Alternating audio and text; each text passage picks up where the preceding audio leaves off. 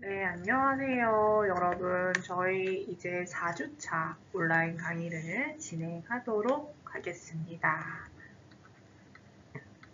이번 시간은 4주차 온라인 강의인 만큼 그 단원을 한번 맞춰봤어요. 그 챕터 3 같은 전신질환자 같은 경우에는 좀 광범위하게 이제 뭐 강의해서 좀 알려드릴 게 많기 때문에 좀 이번 4주차 같은 경우에는 챕터 4 그냥 우리 기본적으로 이제 좀 많이 알고 계시는 것들 위주로 좀 간략하게 강의를 이제 진행을 하고자 합니다. 그래서 우리 챕터 4의 큰 주제는요, 멸균과 소독입니다. 그래서 우리가 그 치과 위생사로서 뭔가 개념이 잡혀 있어야 된다는 거죠. 멸균존과 소독존, 그 다음에 플러스 임상에서는 오염까지 요거를 확실히 아는 게 기본입니다. 왜냐? 우리는 의료기사이기 때문이에요. 우리가 의료인이면 너무 좋을 것 같은데 아직까지는 애석하게도 저희 치과위생사의 국가 법령 기준으로서는 의료기사로 분류가 됩니다. 자, 우리 이번 시간의 학습 목적을 한번 살펴보면요. 멸균과 소독의 중요성을 이해를 해야 되고 원내 감염 방지책을 실행하는 겁니다. 아마 이번 챕터 때 여러분들이 느끼시기에는 다른 교과목에서 많이 배웠지 않나요? 약간 뭐죠? 우리 지난 시간이 아니라 지난 학기에 제가 담당했었던 감염관리 때 우리 다 하지 않았어요? 네, 맞습니다. 다 했어요. 다 했음에도 불구하고 국악외과에서 한 번 더 이 멸균과 소독에 대한 개념이 나온다는 거는 그만큼 의료기사로서 갖춰야 하는 기본 소양이고 덕목이라고 얘기할 수가 있는 거죠. 그래서 이제 감염관리 수업을 듣지 못하셨던 분은 이번 시간을 통해서 멸균과 소독의 개념을 한 번 더 이제 인지하시는 시간이 되시길 바라고요. 그 다음에 한번 수업을 반복적으로 멸균 소독에 대해서 귀에서 피나도록 개념을 들으셨던 분들은 뭔가 이거에 대해서 상기하는 그런 거를 느끼셨으면 그런 시간이 되셨으면 좋겠습니다. 그래서 이번 시간의 학습 목표는요. 역시나 우리는 국시를 또 대비를 해야 되기 때문에 A 문항과 B 문항을 가릴 수가 있어야 하겠습니다. 일단은 우리 학습 목표에서 멸균 방법에 대해서 설명하는 거는 이거는 A 문항이에요. 이거는 국시에 자주 나오고요. 그 다음에 술자의 무균 처치 쓰는 것도 마찬가지로 A 문항으로 빈출입니다. 그 다음에 환자의 수술 부위 소독 설명하는 것도 마찬가지로 A 문항이에요. 그 다음 여러분들 좀 추가적으로 좀 알면 좋은 게 4 해가지고 멸균에 대해서 멸균의 정의에 대해서 설명하는 거 정의 설명 이거는 B 문항이에요. A보다는 좀 상대적으로 덜 중요하지만 그래도 자주 나온다 라고 할 수가 있겠죠. 그 다음에 5번째로는 멸균 방법에 대해서 설명하는 거. 이거는 또 A 문항입니다. 그 다음에 6번째로 감염 방지를 위해 기후 관리 설명하는 거 있죠? 이거는 B 문항이에요. 그래서 제가 누누이 제 수업 시간에 말씀을 드리지만 여러분들 국시 대비하실 때 A 문항과 B 문항은 이제 뭐가 더 중요한지 우선순위를 정해가지고 3학년 때 이제 국가고시 대비하실 때는 일단은 A 문항 위주로 쫙 공부를 하시고 그 다음에 이제 A 문항에서 뭐 120점이 넘는다. 국시 우리 커트라인이 최소가 120점이거든요. 그래서 120점이 넘는다 하면은 B 문항을 추가적으로 암기하시면 됩니다. 그리고 이 120점 내에는 그 의료관계 법규라는 거를 나중에 3학년 때 배우시겠지만 이 의료관계 법규는 이제 그 8점인가 8개를 그 못 맞추면은 이게 꽈락이에요. 8점인지 6점인지 아무튼 그거는 제가 조금 아리까리한데 아무튼 의료관계 법규는 그 꽈락 과목입니다. 그래서 이 120점을 넘는다고 하더라도 법규에서 일정 기준치의 점수에 도달되지 않으면 합격할 수가 없는 거죠. 그런 시스템이라는 거 미리 제가 설명을 드리고요. 그 나중에 여러분들 준비하실 때 도움 많이 되시라고 제가 지금 최선을 다해서 제가 알고 있는 모든 지식들을 다 선생님들께 지금 쏟아내고 있기 때문에 그런 점을 좀 알고 계셔주면 좋을 것 같습니다. 자, 그리고 이제 본격적으로 강의를 진행해 보도록 할게요. 자, 우리가 구강-아감염 외과 수술이라는 거는 대부분은 이제 뭐 피가 나게 한다든지, 뭐 피부를 뭐 절개를 한다든지, 자른다든지, 뭐 잇몸을 잘라내서 뭐 속살이 좀 드러날 수 있게 하는 그런 처치들이 대부분이죠. 왜냐? 외과니까요. 그래서 이 외과 같은 경우에서 감염이 된다는 거는 굉장히 치명적인 결과를 가져올 수 있어요. 그래서 뭔가 수술이 잘 됐다고 하더라도 환자가 이제 병원 미생물이나 뭔가 미생물의 감염 세균이라든지 이런데 감염이 일어나잖아요. 그러면은 이거는 수술 결과하고 직결이 되는 거예요. 그래서 예후가 불량해질 수가 있죠. 그래서 이 구강외과 수술이라는 거는 주사, 절개, 그 다음에 골 삭제, 뼈를 깎는 거, 그 다음에 봉합 등의 좀 그런 처치들이 대부분이고요. 그래서 우리가 사용하는 기구라든지 재료라든지 수술 부위라든지 이런 것들이 좀 감염이 일어나지 않도록 우리가 좀 굉장히 신경 써야 됩니다. 그래서 아무리 수술이 잘 됐다고 해도 감염이 된다면 이거는 술후 감염이라고 얘기를 해서 이거는 환자한테 중대한 결과를 나타내기도 합니다. 그래서 보통은 이 관열적 처치 실시할 때 수술 부위랑 접촉하는 모든 것은 항상 무균 상태를 유지를 해야 하고요. 그 다음에 기구와 재료들이 멸균법에 의해서 완전한 무균 상태로 할 수는 있는데 환자의 구강과 술자의 손은 멸균이 불가능하기 때문에 우리가 대신해서 소독을 한다는 거죠.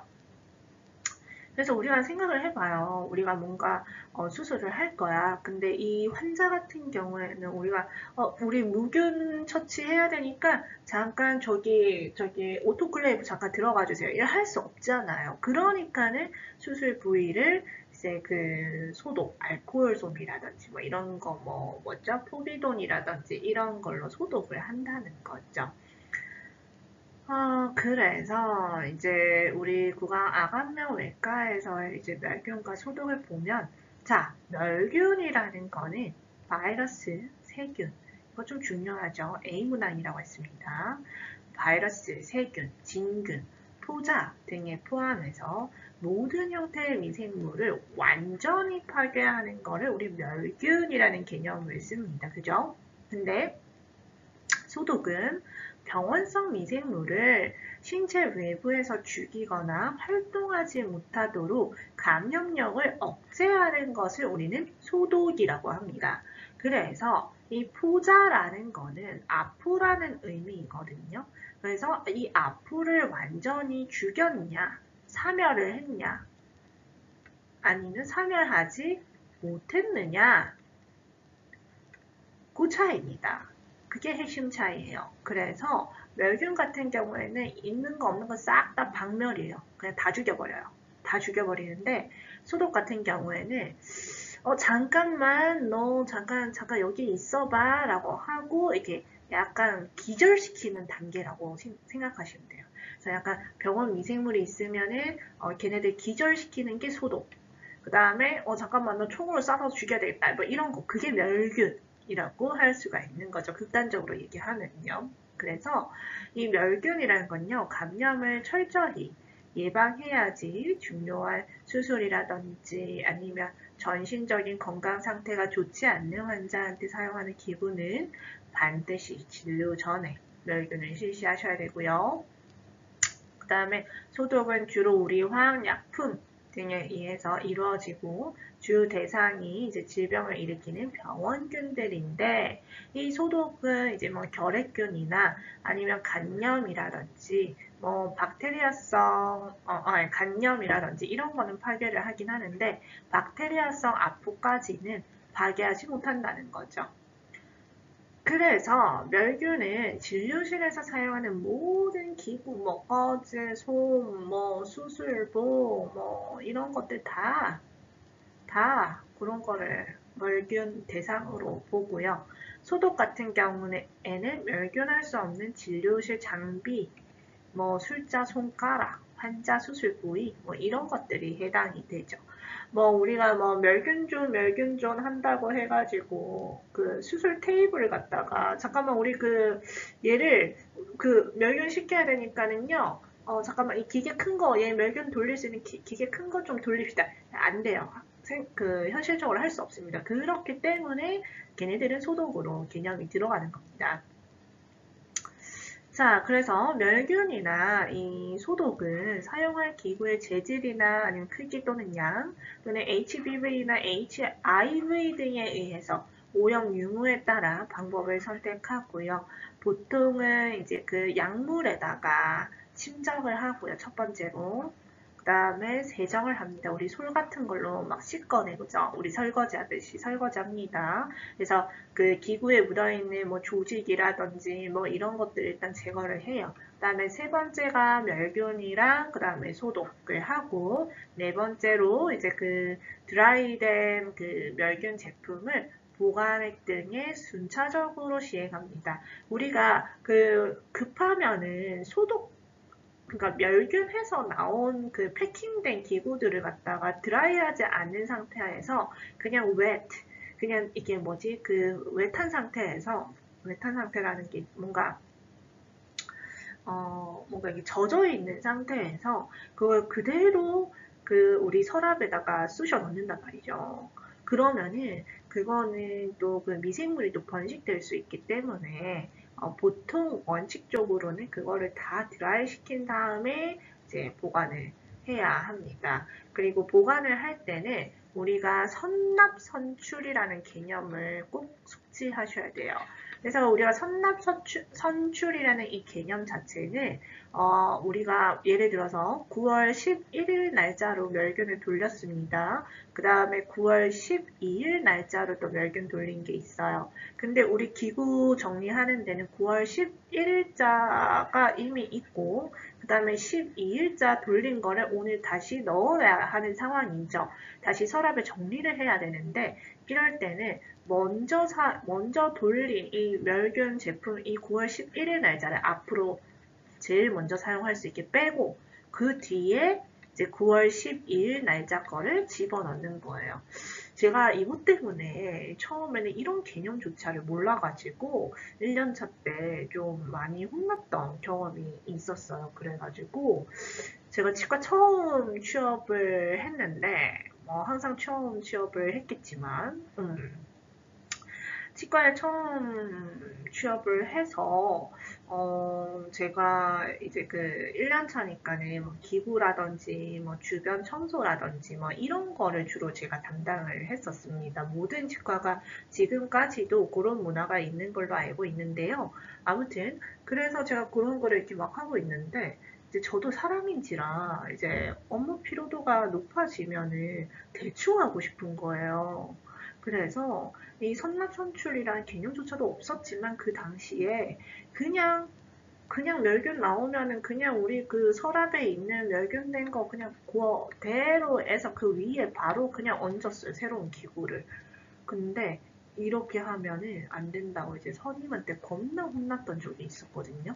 그래가지고 그 이후로는 선납선출을 왜 해야 되는지부터 시작해서 막 그 강의는 아니고 아무튼 혼이 난 거죠, 선임한테. 그래서 선납선출을 하는 이유도 우리가 이게 그 멸균을 하고 나면은 뭔가 이제 그 패킹된 상태에서 오픈하지 않고 패킹되어 있는 상태에서 얘네들의 멸균이 유효한 기간이 있어요. 그래서 그 기간들 때문에 선납선출을 진행을 하는 겁니다.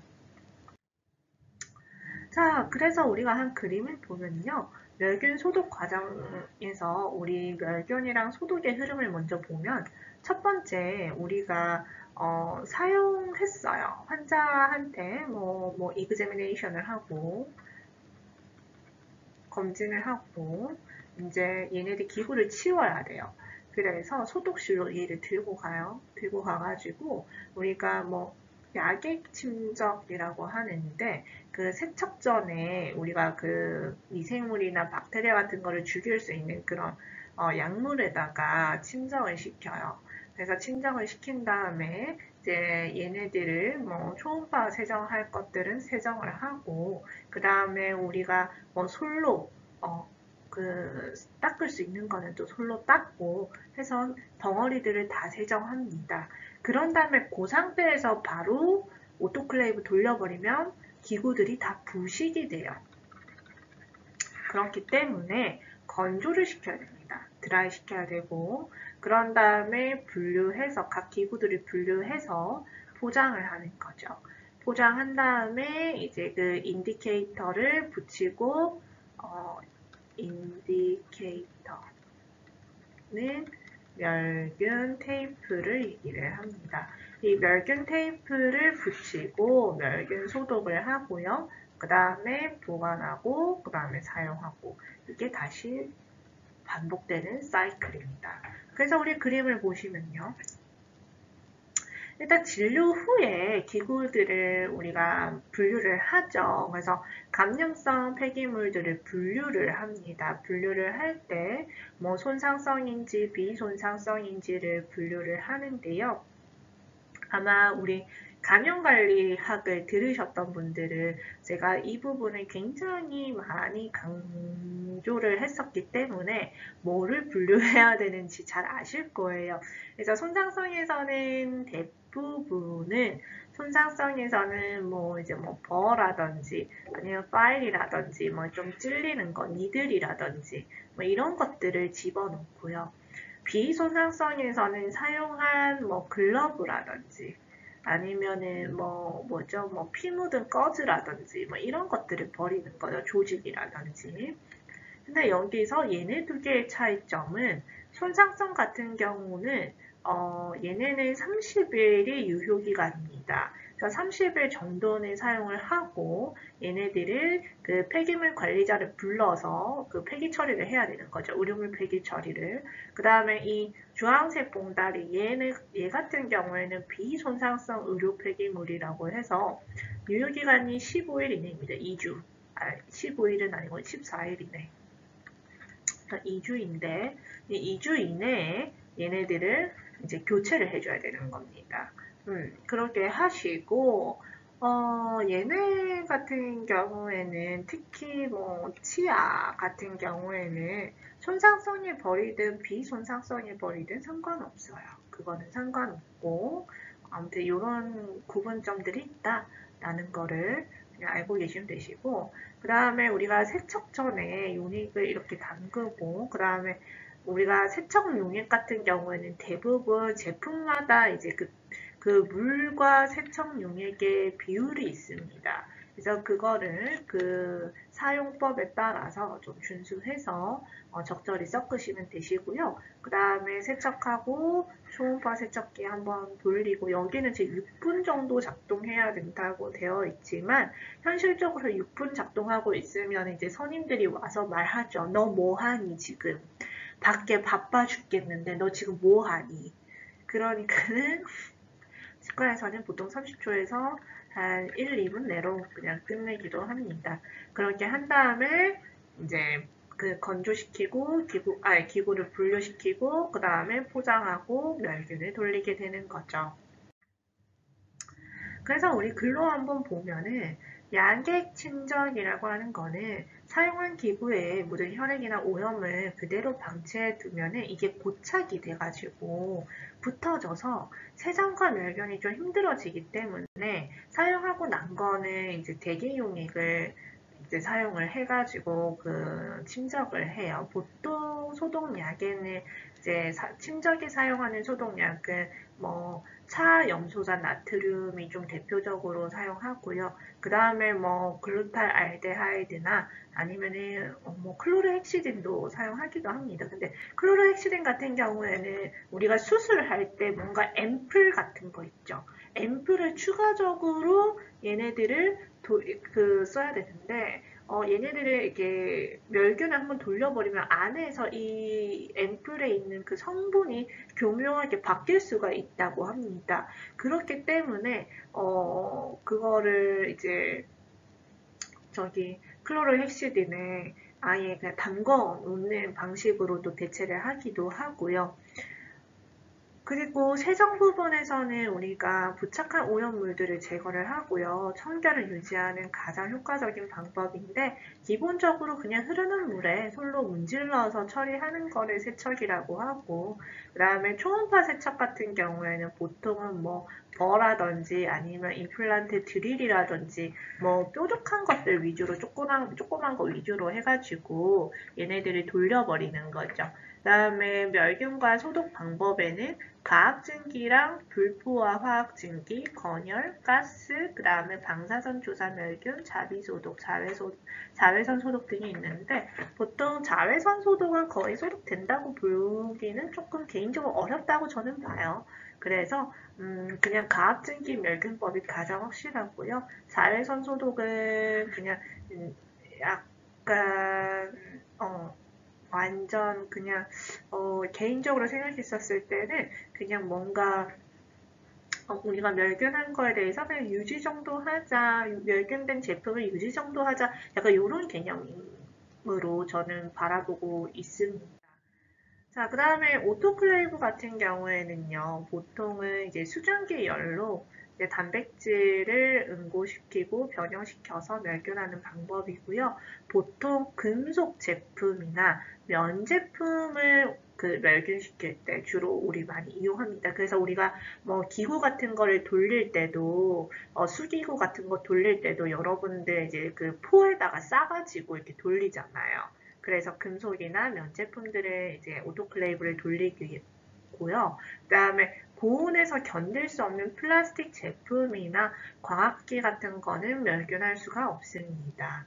그래서 멸균기 내에는 좀 많은 물품을 채우지 않고 밀착시키지 않도록 해서 이 증기 흐름이 원활히 이루어지도록 해야 하겠습니다. 그래서 제가 이전에도 교육을 한번 해드렸던 것 같은데 멸균기 내부를 꽉꽉 채워서 멸균하면 오히려 그거는 그 좀 좋은 방법은 아니고요. 좀 한 3분의 2 정도만 좀 채워놓고 나머지 3분의 1은 빈 공간에 놔둬서 얘네들을 조금 공기 흐름이 생길 수 있도록 해줘야 하는 거죠. 그래서 가압증기 멸균의 특징에서 멸균 조건은 121도씨에 15분에서 20분 정도 돌리고요. 132도씨에서는 한 6분에서 7분 정도 멸균을 돌린다고 보시면 되겠습니다. 그래서 여러분들 특히나 가압증기 멸균법에 이제 뭐 그 적응증, 얘네들은 어떤 제품들을 멸균을 돌릴 수 있는지,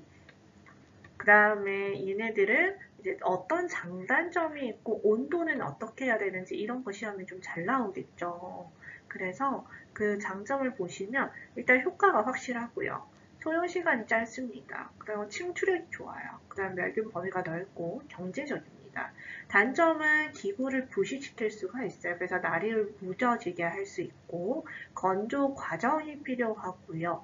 그 다음에 뭔가 증류수가 아닌 일반 물을 사용을 하게 되면 침전물이 생길 수가 있습니다. 그래서 얘네들은 반드시 증류수를 사용을 하셔야 합니다. 그래서 그 내부를 세척을 할 때도 물보다는 증류수로 이용을 해서 세척을 꼭 하셔야 하고요. 열에 약한 재료가 좀 파괴될 수가 있는 큰 단점이 있습니다. 그래서 한 가지 에피소드를 말씀드리자면 옛날에 이건 왜 항상 전연차 때 제가 이런 일들 겪는지 아마 이제 여러분들 중에서도 이제 전연차로 이제 치과를 나가시게 되시면 아 그때 그 교수님이 얘기했던 게 이거구나라고 생각을 하실 수도 있는데요. 저는 예전에 플라스틱 제품을 오토클레이브를 돌리면 안 된다는 걸 모르고 이제 열심히 이제 대학병원에서 근무를 하면서 벌을 돌려야 되는데 얘네들 예쁘게 패킹해서 돌리고 싶은 거예요. 그래서 걔네들을 제가 이제 그 블루 테이프 있죠. 우리 그 하는 거 블루 테이프.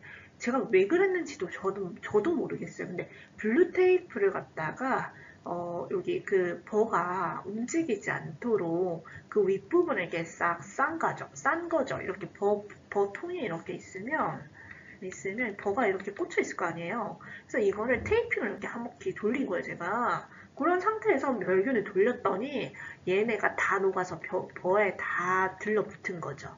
그래서 그때 막 급하게 버를 사용해야 되는데 막 못하고 막 그랬던 적이 있었습니다. 네, 여러분 오늘은 여기까지 수업 진행하고요. 다음 시간에 이어서 진행하도록 하겠습니다. 여러분 오늘도 고생 많으셨어요.